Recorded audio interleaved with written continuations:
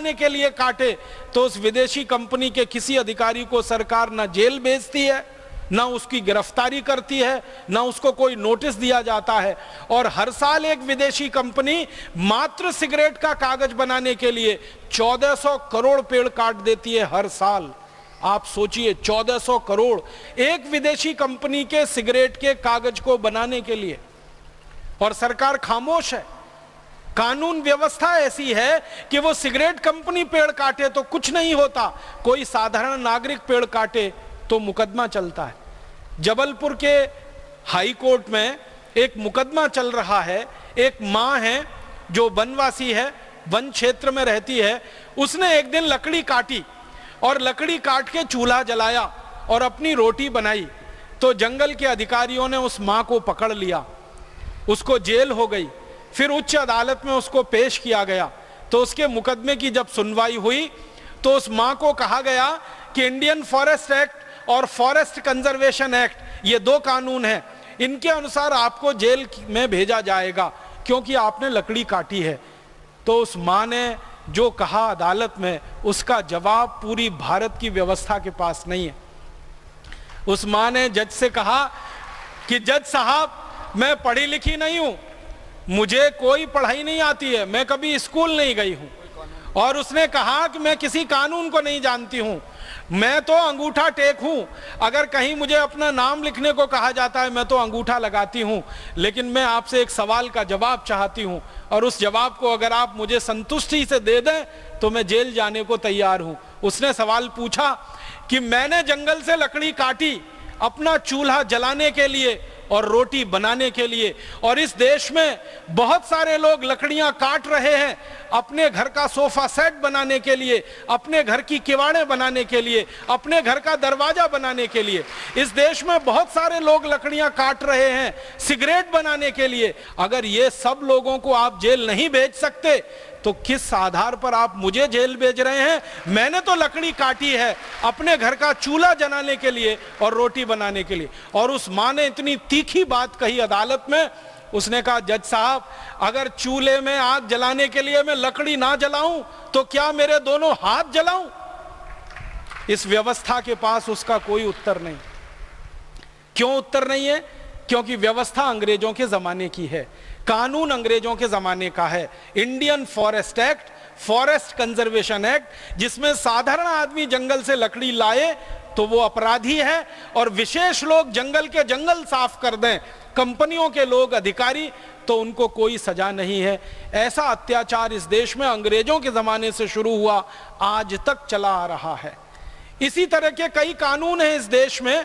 बहुत हंसी आती है कि अगर आप जंगल के किसी प्राणी के ऊपर प्रहार करें और गलती से उसकी हत्या हो जाए तो आप बहुत जल्दी जेल भेज दिए जाएंगे, लेकिन उस जंगल में रहने वाले किसी आदिवासी वनवासी का आपके किसी कारण से मरना हो जाए या उसका जीवन समाप्त हो जाए तो व्यवस्था खामोश है, मौन है, व्यवस्था के पास कोई जवाब नहीं है उसका। वन्य प्राणी जीवित रहना चाहिए, इसमें कोई दो राय नहीं है, लेकिन इस देश का इंसान भी जीवित रहना चाहिए, इसमें भी दो राय नहीं होना चाहिए। क्योंकि प्राणी का जितना महत्व है, इंसान का महत्व उससे कोई कम नहीं है।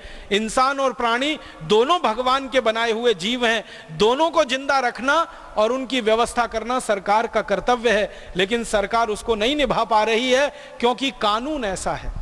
ऐसे इस देश में 34,735 कानून हैं। मैं किस किस को बताऊं और किस किस को छोड़ूं? इसलिए ये सारे कानून जब तक इस देश में चलेंगे, हम नहीं कह सकते कि भारत स्वतंत्र हुआ है, हम नहीं कह सकते कि भारत आजाद हुआ है, हम नहीं कह सकते कि भारत स्वाधीन हुआ है।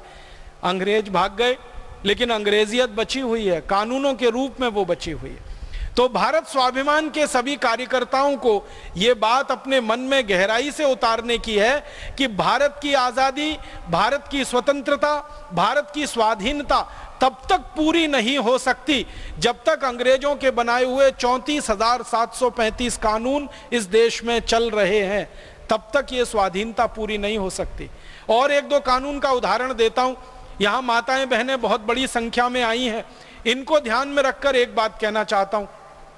जब अंग्रेजों की सरकार चला करती थी तो उनका एक तरीका था भारतवासियों पर अत्याचार करने का। तो वो किसी किसान पर अत्याचार करते थे लगान वसूलने के लिए। किसानों से लगान लिया जाता था और वो 90% होता था। किसान अगर 100 क्विंटल अनाज पैदा करे तो 90 क्विंटल अंग्रेजों को देना पड़ता था। जो किसान चुपचाप देते थे अंग्रेज उनको छोड़ते थे, और जो किसान नहीं देते थे लगान, अंग्रेज उनके ऊपर अत्याचार किया करते थे। तो अत्याचार में पहला काम क्या होता था, किसानों को कोड़े से पीटा जाता था। कोड़ा आप जानते हैं, चमड़े का एक बनाते हैं, उसमें लोहे की कील लगाते हैं और वो मारा जाता था। 100 कोड़े किसानों को मारे जाते थे सिर्फ इसलिए कि वो लगान नहीं दे सकते। ज्यादातर किसानों की स्थिति ये होती थी कि 5 से 7 कोड़ा खाते खाते बेहोश हो जाते थे। 100 कोड़ा पड़ते पड़ते तो उनकी मृत्यु हो जाती थी, प्राण निकल जाते थे। ज्यादातर किसानों के साथ ये होता था। फिर अंग्रेज वहां तक रुकते नहीं थे, किसान को कोड़े से मार डाला, फिर उसके परिवार की मां बहन बेटियों का शील हरण करते थे।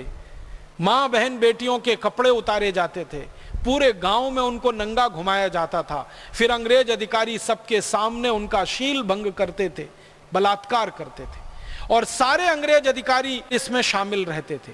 इससे अंग्रेज अधिकारियों को अपनी वासना शांत करने का तो रास्ता खुलता ही था, उनको अत्याचार और हैवानियत दिखाने का भी रास्ता खुलता था। परिणाम क्या होता था, किसानों के घरों से शिकायत आती थी, मेरी मां से बलात्कार हुआ, मेरी बहन से बलात्कार हुआ, मेरी बेटी से बलात्कार हुआ। किसान ये शिकायतें लेके अंग्रेज अधिकारियों के पास आते थे। अंग्रेज अधिकारियों की समस्या ये होती थी कि अपने ही सहयोगियों के खिलाफ वो एक्शन क्या ले। मान लीजिए एक उच्च अधिकारी है अंग्रेज, उसके पास किसी किसान ने शिकायत की और उससे नीचे वाले अधिकारी ने उस किसान की मां बहन बेटी से बलात्कार किया, तो उच्च अधिकारी अपने नीचे के अधिकारी को बचाने में लग जाता था। और उसको बचाने के लिए अंग्रेजों ने फिर एक रास्ता निकाला और उस रास्ते को कानून में बदल दिया। बलात्कार के खिलाफ अंग्रेजों ने कानून बनाया सबसे पहला, और उस कानून में व्यवस्था यह की कि जिस मां बहन बेटी के ऊपर बलात्कार होगा, उस मां बहन बेटी को अंग्रेजों की अदालत में आकर सिद्ध करना पड़ेगा कि उसके ऊपर बलात्कार हुआ है। जिस अंग्रेज ने बलात्कार किया है उसको कुछ सिद्ध नहीं करना पड़ेगा, और जब तक सिद्ध नहीं होगा तब तक वो अंग्रेज अभियुक्त नहीं माना जाएगा, उसको पापी नहीं माना जाएगा, अपराधी नहीं माना जाएगा। ये कानून बना दिया अंग्रेजों ने। कानून बनते ही बलात्कार की बाढ़ आ गई पूरे देश में। हर गांव में, हर शहर में माताओं बहन बेटियों की इज्जत से अंग्रेजों ने खेलना शुरू किया, क्योंकि अंग्रेजों को मालूम था कि कोई भी मां बहन बेटी अदालत में यह सिद्ध कर ही नहीं सकती कि उसके ऊपर बलात्कार हुआ है। कानून की गलियां ऐसी टेढ़ी बनाई गई कि किसी भी मां बहन बेटी को यह सिद्ध करना एकदम असंभव हो जाए कि उसके ऊपर बलात्कार हुआ है। आप देखो इससे बड़ा दुनिया में क्या अत्याचार हो सकता है कि जिसके ऊपर अत्याचार हुआ उसे सिद्ध करना है कि उसके ऊपर अत्याचार हुआ है। जिसने अत्याचार किया उसको कुछ भी सिद्ध नहीं करना है कि इसने अत्याचार किया। परिणाम यह होता था कि 100 अंग्रेज बलात्कार करते थे भारत की माता बहन बेटियों से, तो उसमें से मुश्किल से 2-3 अंग्रेजों के खिलाफ साबित हो पाता था और उनको ही सजा मिल पाती थी। 97-98 अंग्रेज बिल्कुल छूट जाते थे, बाइज्जत बरी हो जाते थे, और फिर वो दोबारा बलात्कार करते थे और फिर माता बहन बेटियों की हत्या करते थे। हमारे पास दस्तावेज हैं कई अंग्रेज अधिकारियों के, जिन्होंने अपनी पर्सनल डायरी में यह लिखा है। एक अंग्रेज अधिकारी था, उसका नाम था कर्नल नील, उसकी डायरी है, उसकी डायरी के कुछ पन्ने हैं फोटोकॉपी के रूप में। उसमें वो लिख रहा है कि जहां जहां मेरी नियुक्ति हुई भारत में, उसकी नियुक्ति कई जगह पर हुई थी। वाराणसी में वो रहा, इलाहाबाद में वो रहा, बरेली में वो रहा, दिल्ली में वो रहा, बदायूं में रहा, कई जगह उसकी नियुक्ति हुई।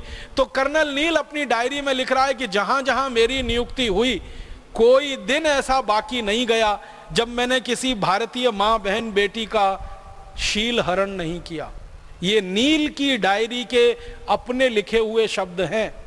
आप सोचिए कितने हैवानियत वाले थे ये सब अंग्रेज, और ये सब किया उन्होंने कानून की मदद से किया। बलात्कार का कानून ऐसा बना दिया कोई भी मां बहन बेटी सिद्ध ही ना कर सके और किसी भी अंग्रेज को उसमें सजा ना मिल सके। अब मुझे बहुत बड़ा दुख है, अफसोस है कि यह कानून आजादी मिलने के 15 अगस्त 1947 को जला डालना चाहिए था, यह खत्म कर देना चाहिए था, लेकिन यही कानून आजादी के 63 साल के बाद भी चल रहा है और आज भी इस देश में माताओं बहन बेटियों से बलात्कार हो रहे हैं और माताओं बहन बेटियों को अदालत में सिद्ध करना